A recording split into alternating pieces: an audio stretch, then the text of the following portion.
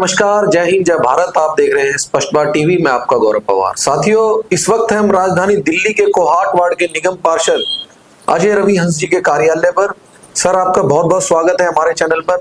नमस्कार। जिस तरह भाजपा ने दिल्ली में एक ऐतिहासिक जीत रची है, इस जिले के 5 सीटों पर भाजपा की सीट आई है, उसके लिए सर आप क्या कहेंगे? बहुत लंबी लड़ाई थी। बहुत लंबी लड़ाई थी गौरव जी।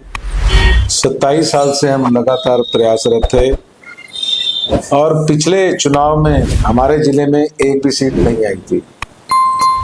हम विधायक रहे थे, सभी पार्षद एक जो बीच की कड़ी थी। अब सांसद हमारा पिछले तीसरी बार लगातार दिल्ली की जनता ने दिया है, लेकिन एक जो बीच की कड़ी गायब थी, जो एमएलए की थी, 27 साल के बाद वो कड़ी की भी भरपाई हो गई है।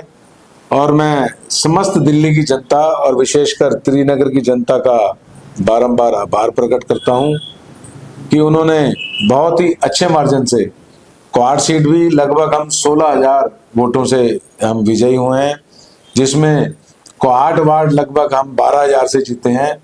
तो लगभग हम, जैसा कि हमारे सांसद प्रवीण खंडेलवाल जी हमें टारगेट देके गए थे, हम लगभग 14,000 से जीते थे, तो हम 14,000 के आसपास लगभग पहुंच गए हैं।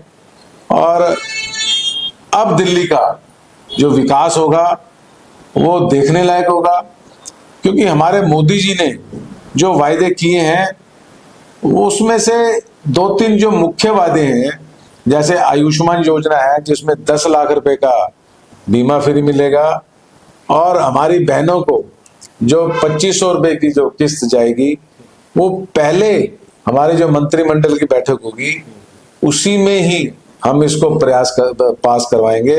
तो दिल्ली की जनता का कोटि कोटि धन्यवाद।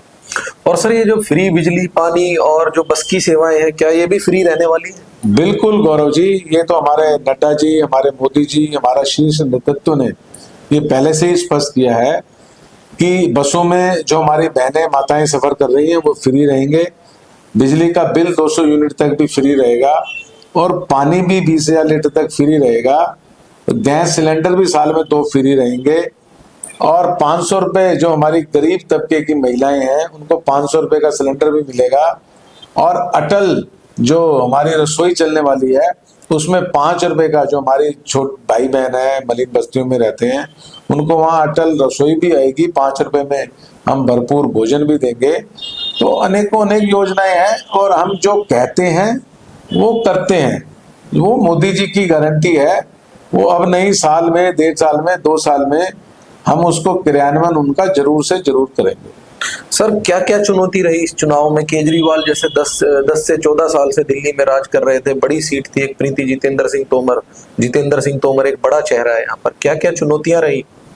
बिल्कुल गौरव जी, बहुत चुनौतियां रही हैं, क्योंकि 11 साल से जो उन्होंने एक आडंबर चला रखा था झूठ का, उसकी अब पोल खुल गई, और उसकी पोल को खोलना एक हमारे लिए बहुत टेढ़ी खींच थी, लेकिन हम उसमें कामयाब रहे।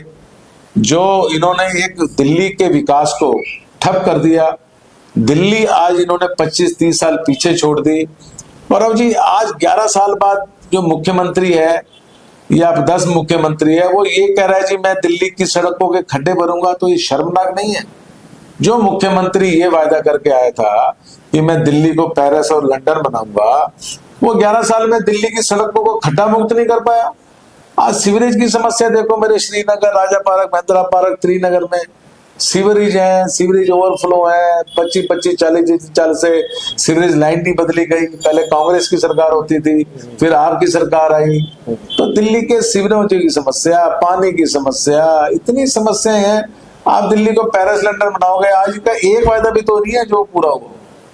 एक भी उल्लेखनीय कार्य दिल्ली में हुआ तो बताएं। कोई हॉस्पिटल नया बनाओ, कोई कॉलेज नया बनाओ, कोई इन्होंने यूनिवर्सिटी का नहीं बनाई हो, कहीं भी तो कुछ नहीं हुआ। कहीं ना कहीं जनता को गुमराह कर रहे थे। बिल्कुल। खुद स्वयं के जो उनके विधायक थे, उनका 15 करोड़ का बजट था, आपका 14 लाख रुपए का बजट था। अब ये देखो, ये हमारे लिए देखो उनकी क्या, जो उनकी चाल थी कि पार्षद तो इनके भी बहुत हैं, तो लेकिन हमारे जो एमएलए तो सिर्फ 8 थे।